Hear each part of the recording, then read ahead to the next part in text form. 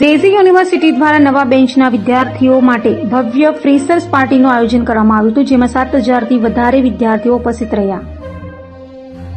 જીવંત વિદ્યાર્થી સંસ્કૃતિ અને સર્વાંગી શૈક્ષણિક વાતાવરણ માટે જાણીતી જેસી યુનિવર્સિટીએ નવા બેન્ચના વિદ્યાર્થીઓનું હાર્દિક સ્વાગત કરવા માટે એક ભવ્ય ફ્રેશર્સ પાર્ટીનું આયોજન કર્યું હતું. આ કાર્યક્રમમાં 7,000થી વધુ વિદ્યાર્થીઓ ઉત્સાહભેર ભાગ લીધો અને સાંજ આનંદમય બની હતી.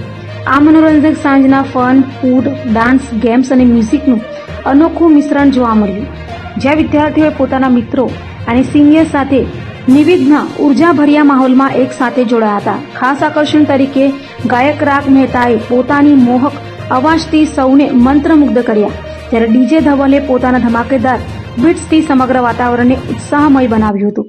આ પ્રસંગે ડોક્ટર સીએ અચ્યુતદાણી, ડિરેક્ટર જનરલ અને પ્રોવોસ્ટ જેસી યુનિવર્સિટી અને સાથે અનેક મહાનુભાવો પણ ઉપસ્થિત રહ્યા હતા. મારું નામ ડોક્ટર અચ્યુતદાણી છે. હું જેજી યુનિવર્સિટીમાં ડાયરેક્ટર જનરલ અને વાઇસ ચાન્સેલર તરીકે કામ કરું છું.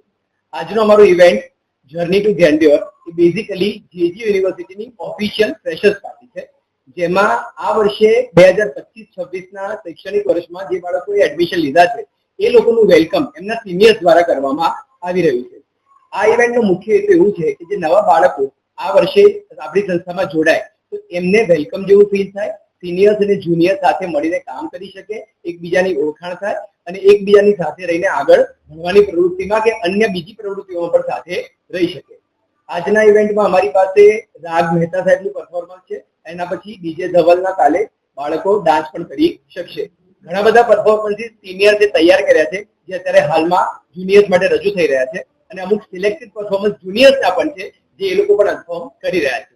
મુખ્ય હેતુ આ પ્રસંગ કરવાનો અને ઓફિશિયલી કરવાનો એ છે કે કોઈ પણ ઘટના ટાળી શકાય કે જે પ્રાઇવેટ કોઈ ઇવેન્ટમાં થાય કે પ્રાઇવેટ રીતે કોઈ ઇવેન્ટ કોઈ યોજે અને એમાં કોઈ અણધારી ઘટના બને, એ ના બને એના માટે યુનિવર્સિટી તરીકે અમે જવાબદારી લઈને આ પોતાની આપણી એક એક્ટિવિટી કે ઇવેન્ટ કરીએ છીએ, જેમાં બાળકો સેફ ફીલ કરે, બાળકો આનંદ કરી શકે અને એમને ખબર પડે કે હાયર એજ્યુકેશન એ ફક્ત ભણવા માટે નથી. It is not about only education જોઈએ, સ્પોર્ટ્સ જોઈએ અને એન્ટરટેનમેન્ટ જોઈએ, so that they can make their career.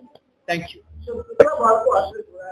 લગભગ આજે જે નવા જોડાયેલા બાળકો છે એમાં લગભગ આશરે 4,000 બાળકો જોડાયા છે અને એમને વેલકમ કરવા માટે અન્ય 3,500 થી 4,000 બાળકોની હાજરી